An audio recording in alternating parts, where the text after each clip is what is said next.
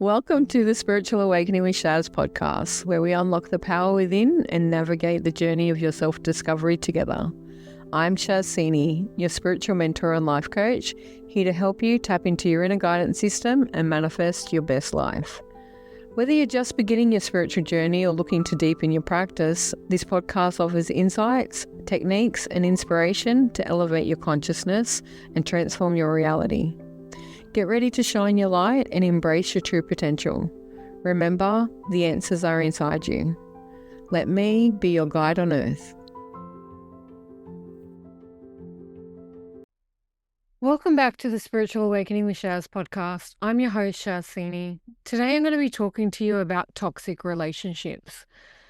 Now, the ironic part is every time we talk about that or the topic comes up for discussion, most people automatically look to partnerships, your lover, boyfriend, girlfriend, husband, wife. But most toxic relationships aren't actually involved with your personal partnership. They can happen in your family, in your friendships, in your workplace, in the community, in mothers groups, in your little collective environments where there are cliques and so forth. All of these add up to different toxic relationships in your life. And the saddest part is the biggest toxic relationship that nobody hardly ever discusses is the relationship that you have with yourself. That beat down on yourself, reminding yourself how unworthy you are, how much of a failure you are, telling yourself that you can't do this, you don't deserve better, settling for less. All of these add up to toxic behaviors. Too many people like to just shame and blame other people of they did this to me. So-and-so said this, my mother did that, my boyfriend was controlling, all of that factor. But underneath it all, what it comes down to is your self-worth, your self-esteem, and the relationship you had with yourself. The only way people can do things to you is through your own lack of self-worth, love, acceptance, and boundaries. If you lack in these areas, of course they're going to be able to walk all over you. You turn into a people pleaser. You want to do anything to feel accepted and loved. And this toxicity builds up within you, creates negative behavioral patterns, and the next thing you know that you're a victim to everybody. Life happens to you. You are perpetually having bad things happen to you. You end up depressed and anxious. You're full of sadness. All these terrible things are cyclic around you. It's a pattern that you can't get out of. But they all stem from toxic relationships.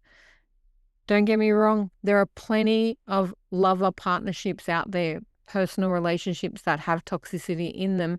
But I'm here to remind you they're not the only ones.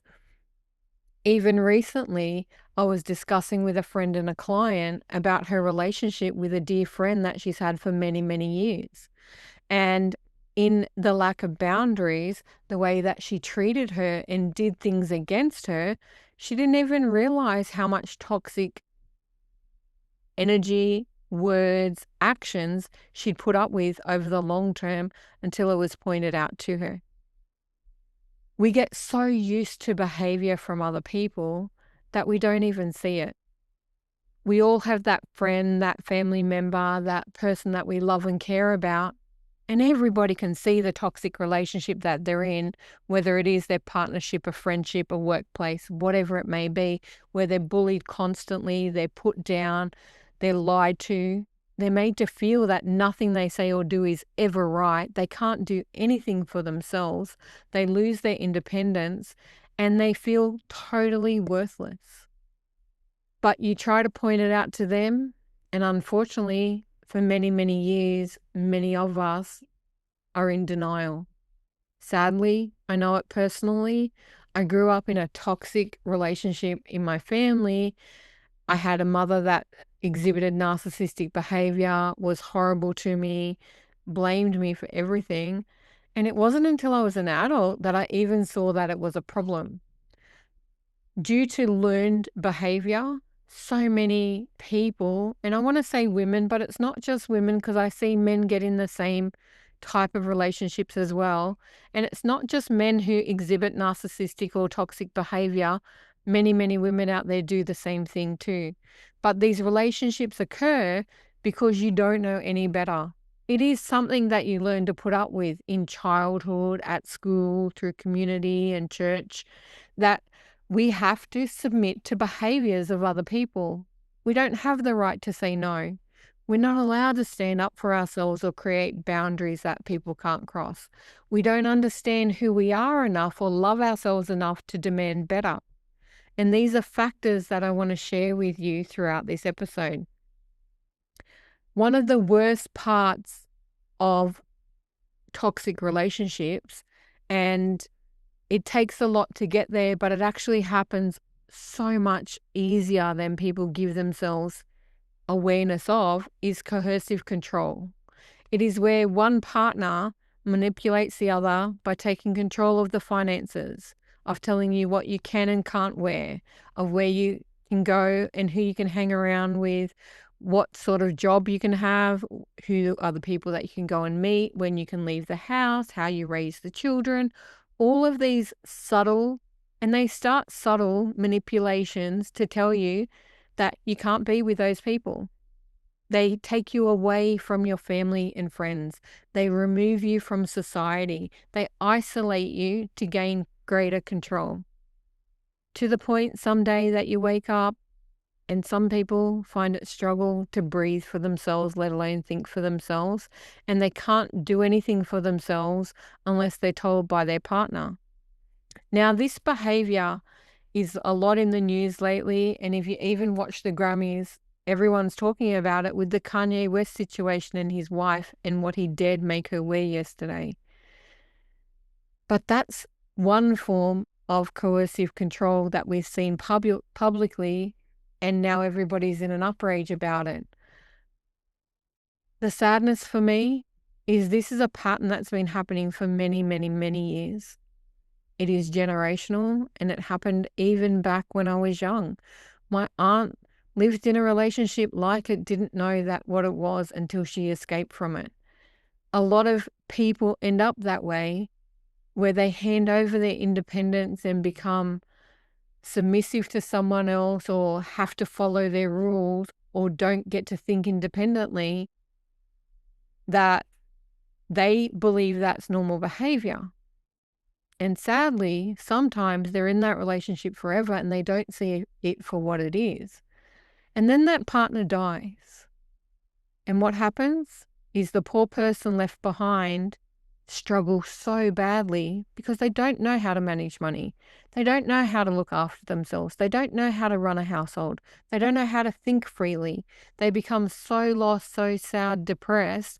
Many of them die of broken hearts or problems that create health issues from that because they've lost their way. Because along these type of relationships, the saddest part that happens in life is you lose the essence of self.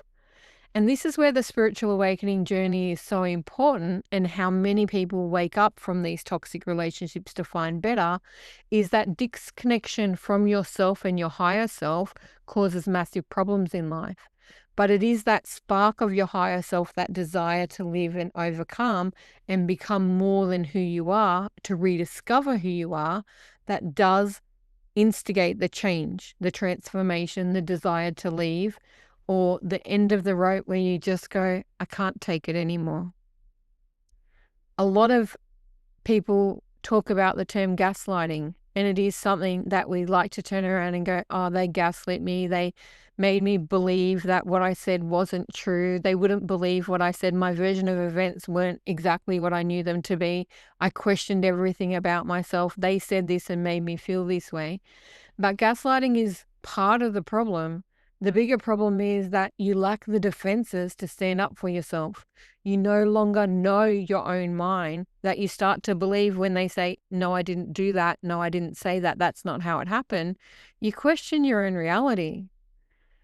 This is not a status that anybody ever wants to live in. Unfortunately, it's rampant all around the world.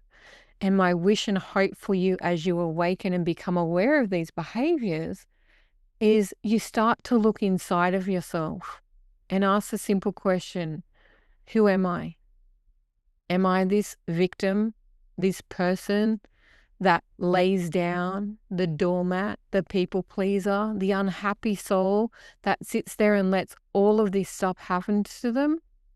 Or am I an unstoppable force, a powerful being that knows their own mind and goes, no, I'm not letting this happen to me anymore? Through generational programming, many of us repeat these patterns over and over until one day we find that reconnection to our higher self, our source energy, our soul, the intuition space, and the portion of our soul that turns around and goes, hell no, we are so much better than this. We have so much more to offer the world, ourselves, and we can create the life that we want. And that's when we sever those relationships. It does take years at times. Sometimes it takes days, weeks, or months, but it also takes planning. You cannot expect someone that is under that much control to just drop it, walk away, give everything up, and go and fend for themselves, no matter how much I wish it was that easy. Unfortunately, it's not. But in doing that, you have to start looking at yourself. Life is a game of survival, and it is survival of the fittest. And you have to ask a simple question. Are you worth the effort that it will take for you to make changes in self? Are you important enough to fight for, and do you have enough courage and bravery to take the steps that you need to escape these relationships, these patterns, to put boundaries in place, to stand up for yourself and to say no more? It takes time, it takes healing, and many people need to get support.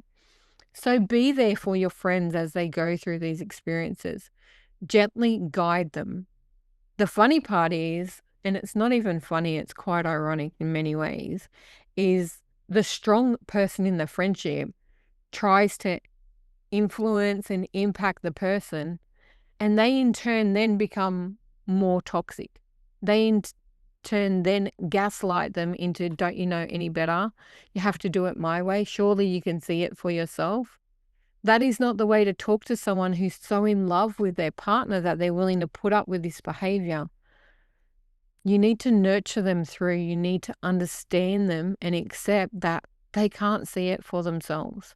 You have to remind them who they are, help them see that they deserve better, build up their worth. Because the main reason we get into these type of relationships is that we don't believe we can do any better. And the partner, friend, lover, husband, wife, mother, father, or whoever is in charge or the manipulator in this relationship has reminded them and programmed so often that they feel nobody else will ever understand them, that they will stay alone forever, and that creates fear. The biggest reason many people stay in toxic relationships is they fear being on their own, that nobody else will ever put up with them. And when you're told that over and over again, you don't know any better. And it's really hard for many people to shift beyond that. This is why I got into coaching, is because I see people, especially in a lot of young women groups on Facebook that I'm in, mothers groups, and they're all in these type of relationships, and they all make excuses why they can't leave. And the excuses are very real in their own mind.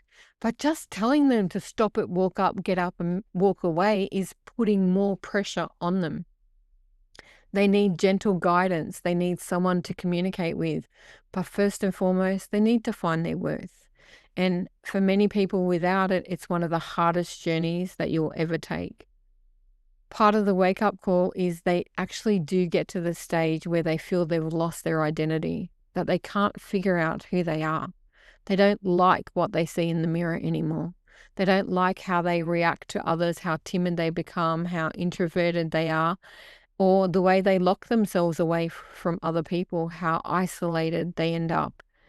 And in that is when they start truly waking up to the fact that they are not in a safe place.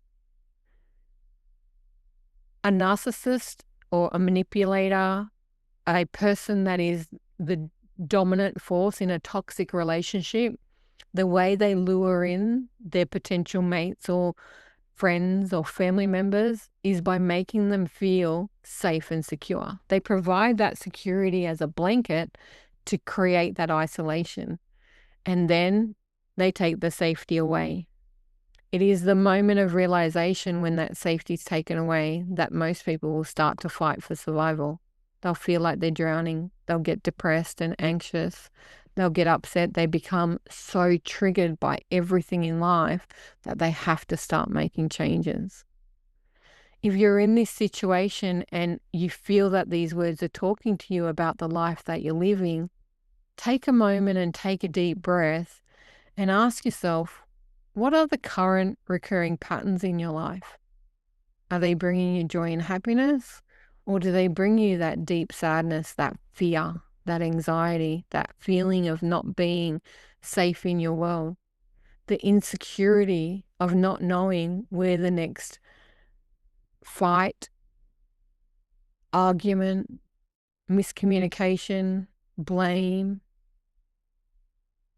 or even the next brutal force. So many toxic relationships end up in violence. And we can all see it, and we all wonder why we didn't do something to help them. But also, they can't see it for themselves. And the funny part about the people running the toxic relationship is they will brutalize you, put you down, make you feel like crap. And then all of a sudden, they'll do what we call love bomb you. They'll tell you, oh my God, I'm so sorry. I love you. I won't do it again. I'll be better. I'll do better. It's all right. And they'll make you feel safe and secure again until they take it away the next time. Unfortunately, that type of behavior, unless they acknowledge it for themselves or become aware and want to make change, it doesn't get any better. It escalates and it deteriorates until you're a shell of yourself. So ask yourself, in your relationships, are you being honored or controlled? Are you loved or victimized? Is it healthy and happy, or is it pain and sadness? And are you worth the effort that it's going to take for you to heal your self-esteem, decide that you're worth it, and make the changes that have to start within? And that starting within has to connect back to your higher self, your soul, your intuition, to learn who you are again. Start asking yourself, what do you want instead? What is your desire in this relationship? What is the yin yang, the balance? What are you getting or not receiving from your partner? So many communication problems start because no one can voice what they want, or when they do voice it, their partner makes them feel like that it's all their fault, or they can't have that, or that they're the manipulative one. The biggest classic in these types of relationships is usually the toxic person blaming the other person for being toxic. And it's a massive manipulation technique. Throw the blame so that you don't accept responsibility. One of the big factors through a spiritual awakening is that you find personal responsibility. You see where you make mistakes, you honor those mistakes, and you choose to do better. And you know where blame is held, and you don't actually blame the other person for it. You start to blame and accept responsibility because you created it by accepting it. And that is when we start to change the behavioral patterns. And it's about accepting that truth without blame. It is not your fault, it's not their fault, and this is where forgiveness comes in. The only acceptance of the truth is the decision not to put up with it anymore, to stop being consistently lied to call them out on their behavior, to stop walking around on eggshells, to stop working so hard to make something work that you're the only one putting the effort in, to stop being the only one communicating, to stop asking for things that they're not willing to give you, to stop being isolated from your friends and family, and to stop definitely questioning your version of reality. You know what you're living, you know it deep inside. And if it's not what you want, the only person that can truly make that change is you. Part of recognizing manipulation in another person is you have to detach from it emotionally. You have to stop taking responsibility for the triggers. You have to honor your triggers and understand that they're there to help you shift your thinking and to not accept the crap that comes out of their mouth. And when you do that, you will then start putting in place non-negotiable boundaries, that line in the sand, the point that they can't cross. And they either honor them or they don't. And when they don't, that is when you will find the willpower to walk away. Many people in these types of relationships find their willpower through wanting something better for their children. Sometimes that makes it better. Many times it makes it worse. Because fighting for your children is not enough. The only person you can truly fight for and want better for is yourself. Because the only way you'll make proper change in life is to do it for your soul, not for theirs. So stop explaining yourself to other people. Stop trying to control the situation and remind them how they feel or how you feel, and start explaining to yourself, what do you want instead? Rebuild your self-trust. Build up that self-esteem. Do affirmations, do the mirror work, do the self-love. Find your strengths, find the values in life, find the good parts about yourself, and praise yourself. Give yourself credit where credit's due. The more you do that, the more you highlight who you are and rediscover that inner being inside of you, the easier it will then be to start surrounding yourself with people that aren't toxic, that are high vibrational, that love and support you, that want better for you, that are there to pull you up to their level, not drag you back down, that are there to support and encourage you, that can give you that light when you can't find it within and shine a light on you so you can follow the pathway to the better destination. You may also have to go through healing processes, Reiki healing, EFT, Ho'oponopono. There are many different healing practices that can help you get through these emotions. You may need to see a counselor, psychologist, psychiatrist, or a coach, but you definitely are going to need to find someone to help you navigate the emotions you've been holding on inside, to get through the monkey mind or the dread that's within you, to release the negative thoughts, feelings, and behaviors that you've now taken on based on that toxic relationship or friendship or family environment. It's up to you, and you can decide that you don't need to be controlled, manipulated, or kept small. You are valuable, you are worthy, you are powerful, you are courageous, you are an amazing being. You are worthy of love, respect, and freedom. And the moment you choose yourself is the moment everything in your life changes.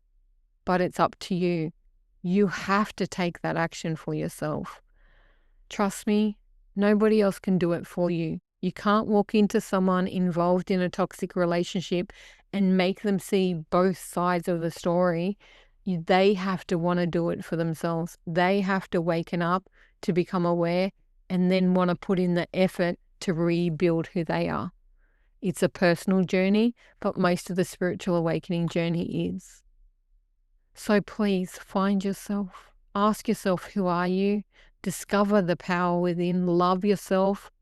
Be confident, be sassy, be sexy, be everything you know you can be. And most of all, value yourself. Find your worth. Because you are an amazing being. You are human. And humans have so much capacity to be wonderful if we just let them.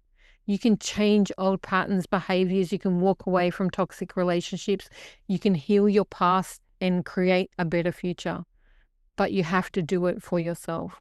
If you don't know how, please reach out. I am a coach, a transformational life coach, spiritual mentor, advisor, and healer. I have plenty of resources to help you. But no matter what I can teach you, and I can hold your hand a lot of the way, the inner work has to come from within you.